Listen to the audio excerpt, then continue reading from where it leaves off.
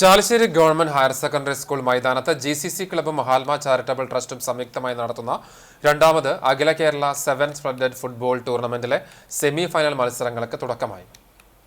School മൈതാനത്ത് stadium വന്നതിനു ശേഷം നടക്കുന്ന രണ്ടാമത് ഫ്ലഡ് ലൈറ്റ് ടൂർണമെന്റിനുള്ള ജനകീയ പങ്കാളിത്തവും ശ്രദ്ധേയമാണ്.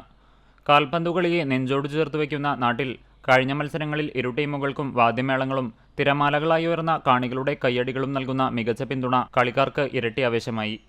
ആദ്യ സെമിയിൽ ഫ്രണ്ട്സ് കുന്നംകുളം ബോയ്സ് ഓൺ തവനൂരുമായി ഏറ്റുമുട്ടും. ശനിയാഴ്ച നടക്കുന്ന രണ്ടാം സെമിയിൽ ഡീഗോ കരിമിനക്കുന്നും പവർ ബോയ്സ് പുതിലിപ്പുറവും തമ്മിലാണ് മത്സരം. സെമി ഫൈനൽ മത്സര വിജയികൾ ഞായറാഴ്ച നടക്കുന്ന ഫൈനലിലെത്തും. ടൂർണമെന്റിന് സംഘാടക സമിതി chairman Faisal master, convener Shajahan Nalakath, കോർഡിനേറ്റർമാരായ Sreerag Ambadi, AM Iqbal, treasurer Jiju Jacob, GCC ഭാരവാഹികളായ Robert Thampi, CV Manikandan, Noushad Mukkoota, Mahatma chairman Babu Nasar എന്നിവർ നേതൃത്വം നൽകുന്നു.